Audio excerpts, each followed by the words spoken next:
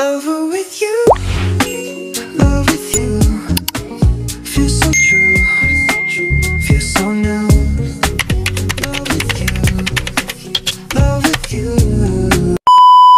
Hi guys! Welcome back again to my channel. And it's me, Belinda Versasa Paulius. And for today's video, ang tuturo ko naman sa inyo na tutorial is about how to pay Converge Internet using GCash or kung paano bayaran ang Converge Internet gamit ang GCash. So, dalawang paraan po ang ituturo ko sa inyo today sa ating tutorial. Right! So, before we start, of course, kung bago lang po kayo dito sa aking channel, don't forget to click the subscribe button and also on the notification bell para updated kayo palagi sa aking mga videos, sa aking mga tutorial and other videos pa po. So, let's start. Ang first way na ituturo ko sa inyo na ginagawa ko para mabayaran ko yung bill ko sa Converge sa internet. Una, kailangan meron po tayong Converge Go Fiber app. Before po ako nagpa-install ng Converge Wi-Fi, sinabihan po ako na mag-install ng Converge Go Fiber app dahil mahalaga po ito na meron po tayo sa ating phone para po sa monitoring ng ating internet connection, especially magkaroon tayo ng copy ng SOA sa every time na magbabayad tayo sa Converge. So ito ay install lamang po sa Play Store. Ayan, punta lang tayo sa Play Store and type lang po natin ng Go Fiber app and makikita po natin ito. Ayan, dahil naka-install na po yan, ko na po yan i-install. So, that's it. Para sa second way naman, tuturo ko naman sa inyo yung pagbabayad ng Converge Internet gamit ang GCash. Sa second way naman po, ito po ay pwede po kayo mag-direct sa GCash app. Ayan. Pag nandito na po kayo sa GCash app, pwede kayo magbayad ng Converge Internet. So, before we proceed guys sa second way, ituturo ko muna sa inyo yung first way, yung Converge Go Fiber app, kung paano magbayad gamit ang Converge Go Fiber app. So, later on, tuturo ko din sa inyo yung second way, yung mag-direct sa GCash. Pero, for now, dito muna tayo sa Converge Go Fiber app. So, it's very important guys na meron po tayong Go Fiber app kasi po, unang-una dito natin malalaman kung kailan po yung due date ng ating internet bill. So, malalaman natin dito kung kailan natin kailangan magbayad. And then, nakagustuhan ko din dito is malalaman natin dito kung ilang device ang nakakonect sa ating Wi-Fi and then yung signal niya ba is normal or mahina na kailangan natin restart yung ating mga modem. And also, makikita natin dito yung bill history natin kung kailan tayo mga bayad. And also, mayroon din silang payment history but it's coming soon. But you can also request for your OR. So, now ituturo ko na sa inyo kung paano magbayad. First, just click Pay Now.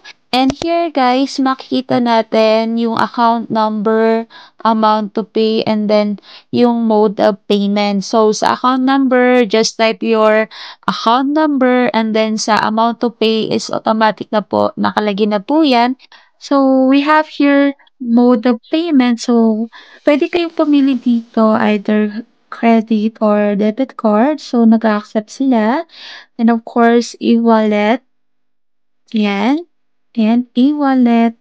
So, sa e-wallet, meron po silang Maya and GCash. So, here, pwede tayo magbayad ng Maya or GCash. So, itong first way kasi, ang gamit nito, para mabayaran gamit ang GCash, is ililink lang po natin yung ating Go Fiber app sa GCash para directly mabayaran yung ating bill dito sa Converge, sa internet. So, meron din sila sa mode of payment ng internet. So, ayan, meron silang select online payment, yung via internet banking, ayan, meron silang BDO, BPI, AUP, Union Bank, RCBC. Because our tutorial today is how to pay Converge Internet using GCash. So, pupunta tayo sa e-wallet. So, kung prepare nyo ay GCash. So, ito dahil ito ang tutorial natin, you just Click GCash. pag clinic po natin yung GCash, of course, click lang natin yung Pay Now. So, automatic guys, magre-redirect yung ating app to GCash. So, we just need to wait. Ganyan yung tsura niya. So, pag nag-redirect tayo guys, so ididiretso tayo ng GoFiber app sa ating GCash account. So, you just need to click open in GCash or log into GCash and scan this QR with the QR scanner.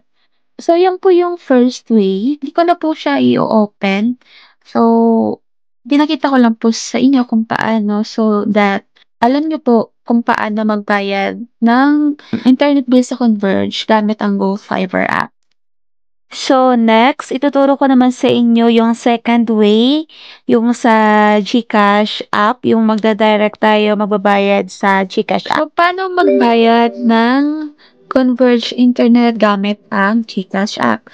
So, dito nakikita niyo meron tayo dito send, load, transfer, bills, borrow, GCash, GN investment, and be all. So, ang click lang po natin dito, of course, is yung bills. So, click lang natin yan. And then, and here, sa categories, hahanapin nyo lang dyan kung ano yung category na babayaran nyo. So, dahil internet, so of course, pupunta kayo sa cable and internet, and then hanapin nyo lang yung Converge.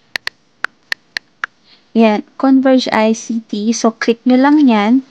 After nyo i-click, reminder lang po. So, here, pag nagbayad tayo ng Converge, gamit ang GCash, meron lang po siyang service fee na 10 pesos. And then, here, type nyo lang po kung magkano yung babayaran natin. Ayan, nailagay ko na po. And then, next, lagay nyo lang din po yung account number, Converge account number. And then, here, lagay nyo lang po yung account name and email address. And then, after nyo ma-fill out lahat niyan, you just need to click next. But before that, share ko din sa inyo yung shortcut. Ako kasi guys, meron na po akong nilagay dito sa favorite billers. So, ayan. So, kung ayaw nyo na mag-fill up or hanapin, pwede kayo dito mag-add biller. Ayan, mag-add biller lang kayo. Then, search nyo lang Converge. Converge. Yan. And then, i-add nyo lang po yan. So, hindi ko na siya i-add kasi automatic nandito na siya. So, yan. Pag nasa favorite biller na, mas mabilis yung pagbabayad, guys. Yan, click nyo lang po yung Converge. And then, kung napapansin nyo, guys, andyan na yung details. Hindi mo na kailangan mag-fill up. So, mas mabilis siya. Yun, kung makikita nyo, 1625 plus yung 10 pesos na fee. So, andyan na yung account number, yung account name, and then yung email address. Paglalagay ng email address is optional naman. So, no need naman. Pero, yung akin kasi pinalapan ko lahat yun. So, and then nag-add biller lang ako. Automatic nandyan na yung details. And, kung meron kayong babaguhin, just click lang po yung edit biller. Yan. So, dahil wala naman po akong babaguhin. So, ang gagawin ko lang po, pay you. And then, ayan, pag automatic, hindi mo na kailangan mag-fill up again. Naka-add na siya as favorite, so no need to fill up na po. So, yun yung sinasabi ko kanina. And then, after, i-click lang natin yung next. And then, for confirmation, so yung 1625 plus 10, kaya siya 1635 dahil dun sa 10 pesos na fee. So, after niya, click nyo lang yung next. So, confirmation, you are about to pay 1635 using your GCash. So, total bill amount. Ayan. So, before you click confirm po, please ensure that the information is correct. So, bago nyo click yung confirm, siguraduhin mo na guys na yung information is tama. So, ayan. So, basahin ko muna. Especially yung account number, dapat tama yan guys. Yung amount to pay, yung account name. Tapos very important.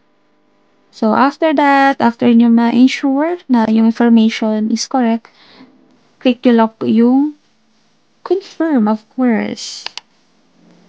Ayan guys, nakapagbayad na tayo ng internet bill ko sa Converge gamit ang GCash. So ayan na po. So you can also download po yung copy ng receipt. You can also download your receipt ko. You just click download and masisave na po yung automatic sa inyong gallery. And also, they will send also a notification sa email nyo kung ano yung nilagay nyo doon na nagbayad na po kayo ng inyong bill sa Converge, sa internet. So, ayan. At least may copy tayo yung receipt and sa email. So, ayun lang guys ang ating tutorial today. Sana nasundan nyo ang ating tutorial today kung paano magbayad ng internet, Converge internet using ang GCash, or how to pay Converge internet using GCash, and also how to pay Converge internet using GoFiber app and using GCash. So sana naintindihan niyo po ang aking tutorial today, and of course before we end our tutorial, please don't forget to click the subscribe button and also like and share our video for today. Thank you everyone and God bless!